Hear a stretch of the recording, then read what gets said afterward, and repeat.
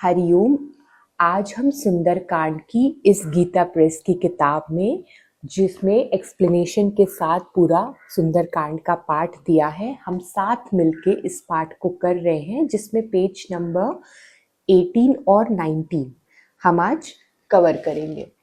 तो इसमें आज हमारे पास है छंद नंबर 1, 2 और 3। तो इसको पढ़ते हैं। और अभी तक तो हमने देखा था कि कैसे हनुमान जी ने सबको हिम्मत दी कि तुम लोग परेशान मत हो। देखिए, ऐसे तो ये एक स्टोरी लगेगी कि अरे ये क्या स्टोरी है, लेकिन आप इसको थोड़ा सा रिलेट करेंगे ना अपने लाइफ से, कि कोई एक ऐसा आदमी अगर आपको थोड़ी सी होप दे देता है, तो कितने लोगों को ना एक एक होप, हौसला रहता है, कि एक होप रहती है कि ठीक है यार, सब ठीक हो जाएगा, हम अभी डूबे नहीं हैं।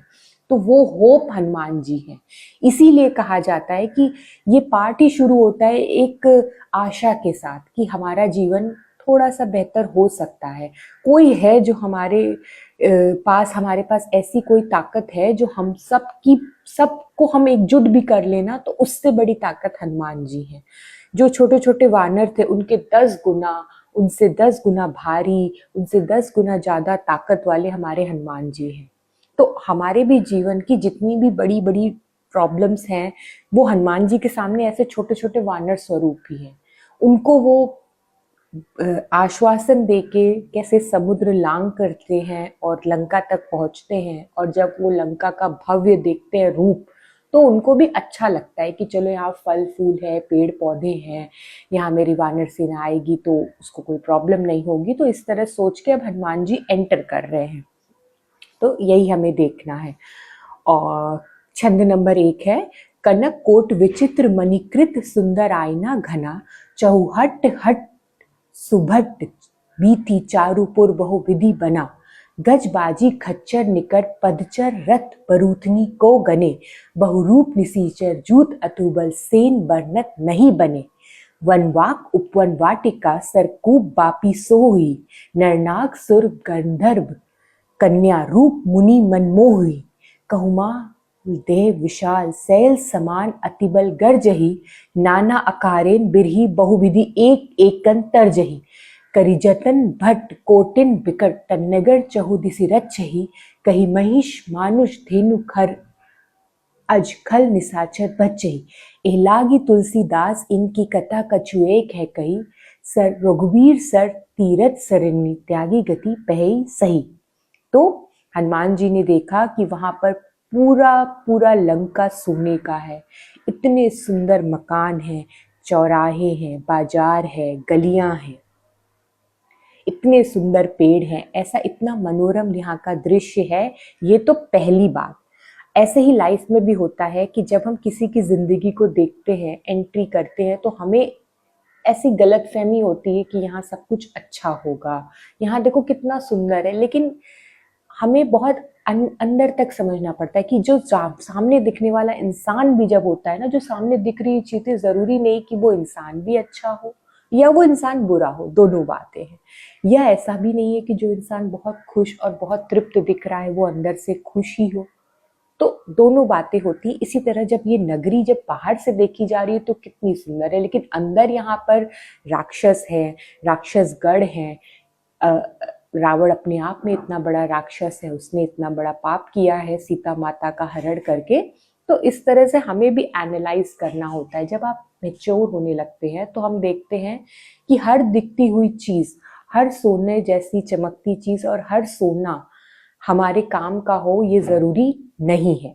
तो इसी तरह से वहां पे हाथी है, घोड़े हैं, कच्छर है, मतलब ऐसी कोई वैभव नहीं है जो वहां पर नहीं है। पूरे राक्षस दल हैं जो वहां पर अपने लड़ाई करने की जो सारे क्रियाएं होती हैं, जिसमें वो कुश्ती लड़ रहे हैं या अपने और ये औजारों को प्रैक्टिस कर रहे हैं, वो सारी चीजें वहां पे हो रही हैं।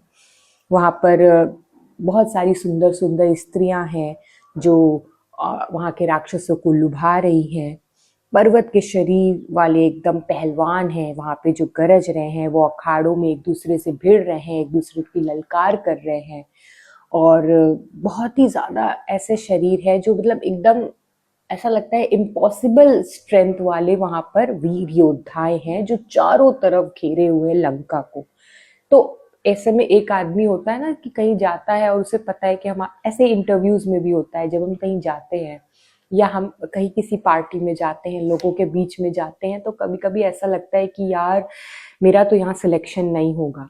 या कोई लड़की है या कोई पार्टी में जाते हैं तो हम सोचते हैं यार मेरी ड्रेस तो इसके ड्रेस के आगे कुछ नहीं है। तो इसी तरह ये हम, मैं आपको रिलेट करके बता रही हूँ कि हम जैसे जो लोग नॉर्मल लोग हैं उनके साथ भी ऐसा होता है ना कि हम कहीं पहुंचते हैं तो हमें लगता है कि यही इतने इतने पावरफुल लोग, इतने इतने ज्यादा इंटेलिजेंट लोग, इतनी ज्यादा सुंदर लोग, हम तो इनके आगे कुछ नहीं है। लेकिन यहीं पर हमारी भक्ति, हमारा विश्वास, हमारा कॉन्फिडेंस काम आता है कि कुछ भी हो जाए, अगर मेरे अंदर कॉन्फिडेंस है, अगर मेरे पास भगवान की पावर है, मेरे पास एक स्पिरिचुअल वेल्थ है, तो फिर उसके आगे तो ये सारी चीजें एक किनारे हो जाती हैं। तो तुलसीदास जी कहते हैं कि ये सब रामचंद्र जी की कृपा है, जिसको मैं इस तरह से आज ये लिख पा रहा हूँ, ये उनका ही एक ब्लेसिंग्स है।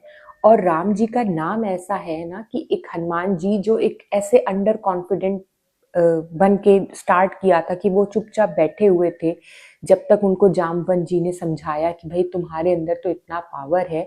तो तुलसीदास जी कहते हैं कि अगर हम राम नाम की महिमा को समझेंगे, बहुत बोरिंग लगेगा इनिशियली, लेकिन अगर हम दिन रात राम जी के नाम का सहारा लेंगे, हनुमान जी से अपनी हेल्प मांगेंगे, और फिर अगर हम अपने युद्ध क्षेत्र में उतरेंगे जो हमारा जीवन है, तो हमें जरूर सफलता मिलेगी। मे बी अगर हम दूसरों की दृष्टि से we are not good enough, हमारे अंदर हो सकता है कुछ कमियां भी हों। हनुमान जी में तो कोई कमी नहीं थी, उनके पास तो राम जी की भक्ति थी। लेकिन हम लोग अगर अपनी लाइफ से रिलेट करें तो अगर हमारे अंदर कमियां भी है ना, तो उनको खूबियों में परिवर्तन करने में भगवान ज्यादा टाइम नहीं लगाएंगे। हमारा जो व्यक्तित्व है ना वो अपने आप चमकने लगेगा अगर हम ये सारी चीजों की प्रैक्टिस शुरू करेंगे। क्योंकि हमारे इतने सारे पुराने कर्म है ना कि हम इतना जल्दी से प्रकाशित नहीं होंगे, लोग हमें समझ नहीं पाएंगे, हम खुद अपने जीवन को नहीं समझ पाएंगे।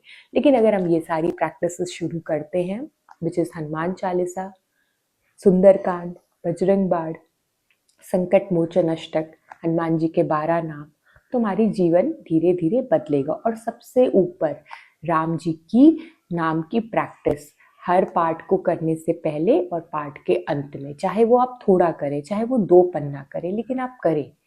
तो एक आप जब नियम में बंधते हैं ना, जब इस तरह की पूजा पाठ संकल्प नियम में, तो हमें खुद ही एक पॉजिटिव ऑरा हमारे इर्द गिर्द बनने लगता है। तो आप लोग इसकी प्रैक्टिस शुरू करिए और मेरे साथ जुड़े रहिए। प्रणाम।